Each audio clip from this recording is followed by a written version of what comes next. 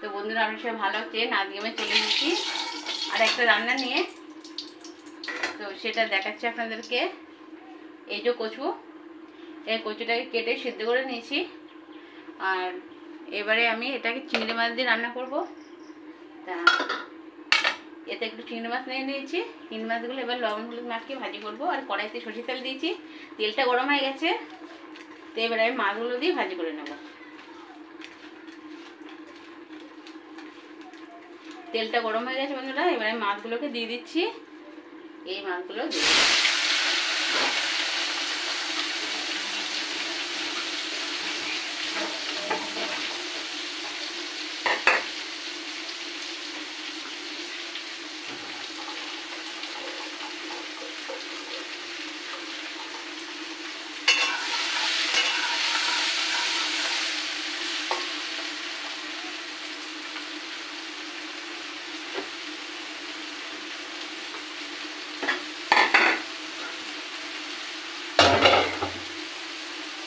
মাছগুলোকে ভালো করে ভেজে নিচ্ছি। আর কচুটা আগে একটু সিদ্ধ করে নিচ্ছি, সিদ্ধ করে নিলে বেশ ভালো হয়, সেই কারণে কচুটা আমি সিদ্ধ করে নিচ্ছি।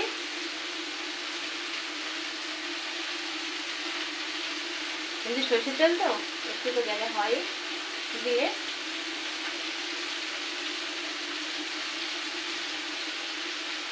আর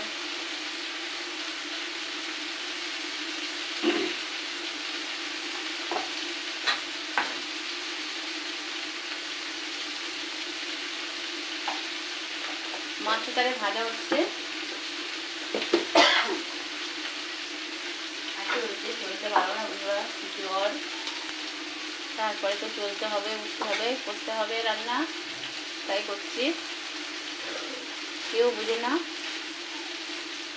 আপনারাও বোঝেন না বন্ধুরা। আমি যদি লাইট দিতে বলি আপনারা দেন না, আরও তা আমি রাগ করে লাইট আপনাদের দিতেই বলবো না। দেখি আপনারা কখনো মন থেকে ইচ্ছে করে দেন কিনা।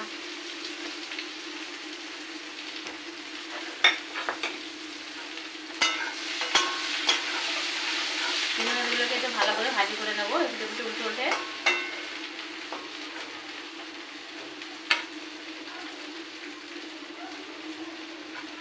কচু রান্না করবো আলু ছাড়া, এতে আলু দেবো না।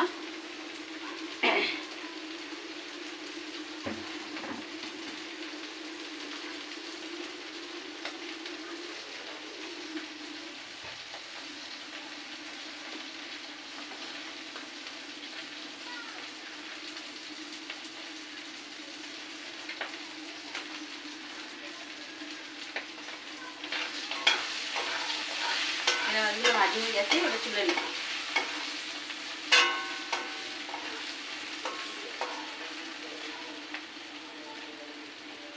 কচু এক ইলিশ মাছ দিয়ে ভালো লাগে, আর এক চিংড়ি মাছ দিয়ে ভালো লাগে বন্ধুরা। তো ঘরে যেটাই থাকে সেটাই তো রান্না করা যায়, কিন্তু সবচেয়ে বেশি ভালো লাগে ইলিশ মাছ দিয়ে, চিংড়ি মাছ দিয়ে। সেই কারণে আমি চিংড়ি মাছ দিয়ে কচুটা রান্না করছি। গ্যাসটা কমিয়ে দিয়েছিলাম, এই মাছগুলোকে তুলে নিচ্ছি।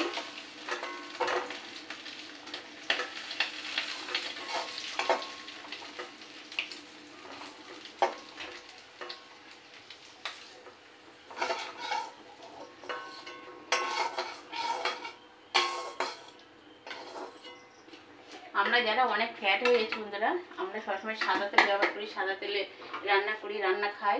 তো সাদা তেলে কিন্তু ফ্যাট বানায়, চর্বি বানায়। তো বন্ধুরা আপনারা যদি সর্ষের তেলে রান্না খান তাহলে কিন্তু এগুলো হয় না। চেষ্টা করবেন যদি পারেন সর্ষের তেলে রান্নাটা করে খেতে। তো বন্ধুরা এখানে অল্প একটু ফোড়ন দেবো, একটু জিরে, একটু তেজপাতা।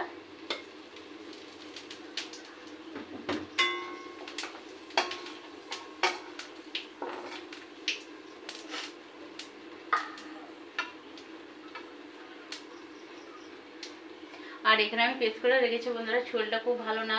তো আদা, পেঁয়াজ আর হচ্ছে এখানে রসুন একসাথে ব্লেন্ডারে পেস্ট করে নিয়েছি, আলাদা আলাদা করে। আর এটা নেই, শরীরটা অনেক খারাপ, তো সেই কারণে এটা করে নিয়েছি। তো এইগুলো আমি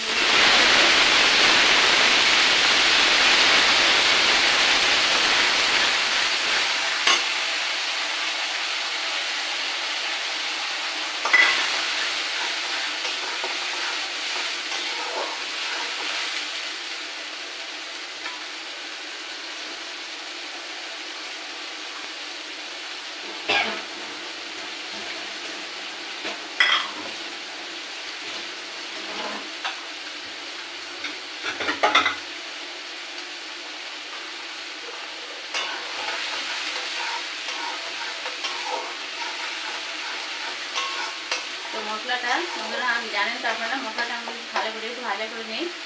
মশলাটা যদি ভালো করে ভাজা কষিয়ে নেওয়া যায় তাহলে কিন্তু তরকারি খেতে অনেক ভালো লাগে। তো বন্ধুরা আমি মশলাটা ভালো করে একটু কষিয়ে নেবো।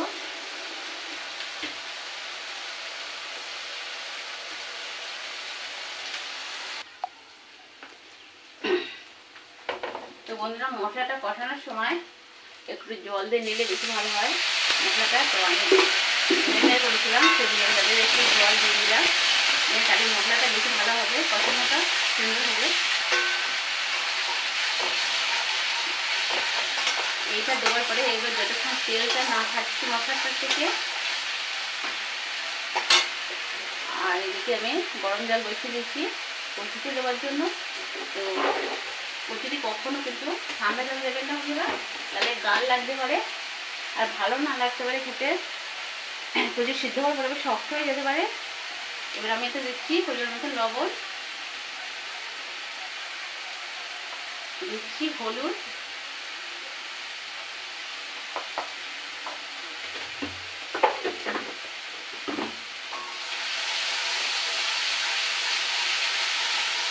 বারবার একটু জল দিয়ে এটা কষিয়ে নিতে হবে, তাহলে দেখবেন অনেক বেশি ভালো লাগবে, কাঁচা কোনো গন্ধ একটু থাকবে না।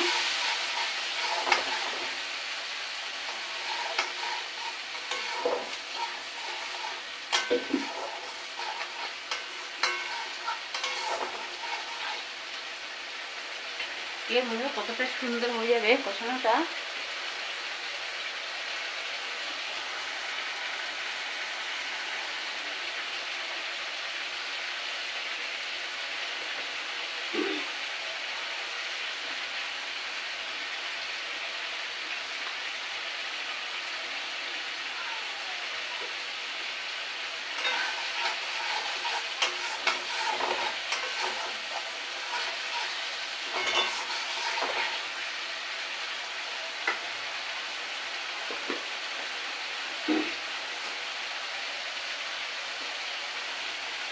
এবারে বন্ধুরা দিচ্ছি তারপরে লঙ্কার গুঁড়ো।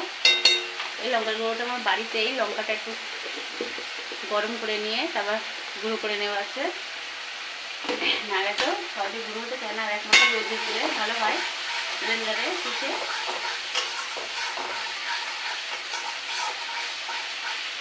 তো বন্ধুরা এবার আমি কচুগুলোকে দিয়ে দিচ্ছি।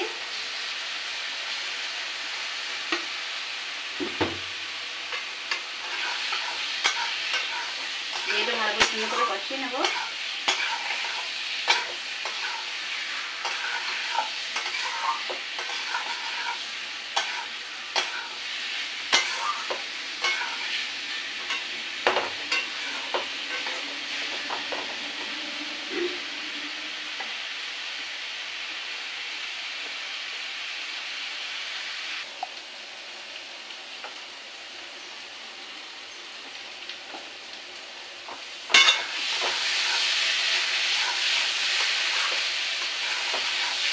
তো বন্ধুরা দেখুন আমার কষানোটা হয়ে গেছে খুব সুন্দরভাবে।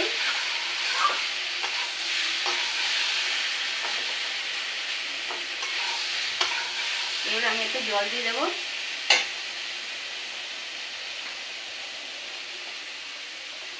জলটা গরম করে নিচ্ছে বন্ধুরা, এবার আমি এর থেকে জলটা ঢেলে দিচ্ছি।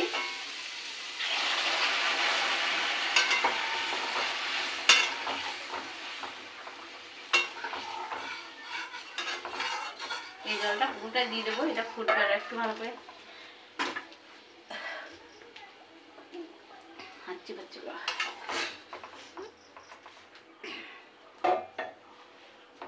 দেখেছেন গরম জল দেবো সাথে সাথে কিন্তু ফোটা শুরু করে দিয়েছে। আর কিছুক্ষণ ফোটার পরে মাছটা দিয়ে দেবো, অল্প একটু ফুটে নেই তা মাছটা দিয়ে দেবো। মাছটা দিয়ে একটু ঢাকা দিয়ে দেবো, তার নামানোর আগে আর একটু ভাজা মশলা আছে সেটা দিয়ে দেবো।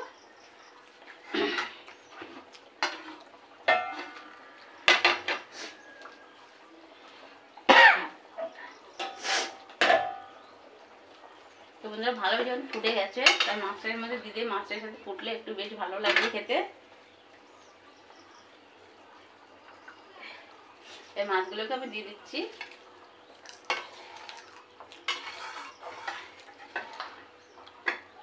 তো বন্ধুরা এবার আর একটু ভালো করে সুন্দর করে ফুটিয়ে নেব। বন্ধুরা ওতে একটু মিষ্টি দেবো, চিনি দেবো, চিনিটা দেবো এখানে, চিনি দিয়ে দেবো একটু, খুব বেশি না, অল্প পরিমাণে দিয়ে দেবো।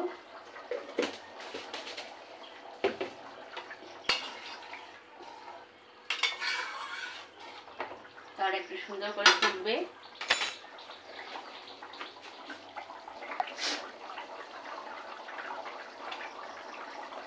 আমাদের তরকারিটা ফুটছে দেখুন, প্রায় হয়ে এসেছে। তো ওতে কিছু মশলা আছে, মশলাটুকু দেবো আমি।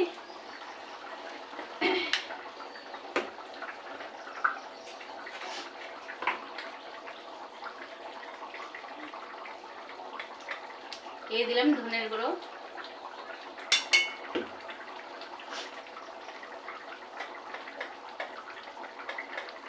জিরার গুঁড়ো।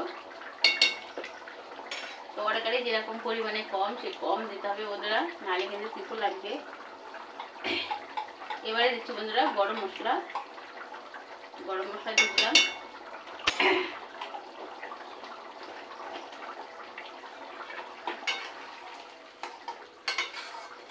খুব বেশি ঝোল নেই, আর একটু ঝোলও তো রাখতে হবে বন্ধুরা।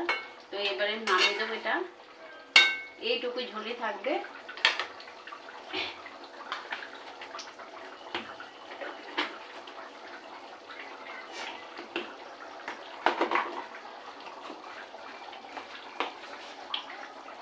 তো বন্ধুরা এবার আমি গ্যাসটা অফ করে দিচ্ছি। আর তো বন্ধুরা দেখুন আমার তরকারিটা নামানো হয়ে গেছে, কচু দিয়ে চিংড়ি মাছটা কতটা সুন্দর লাগছে দেখুন, আর পুরো তো ভাব উঠছে।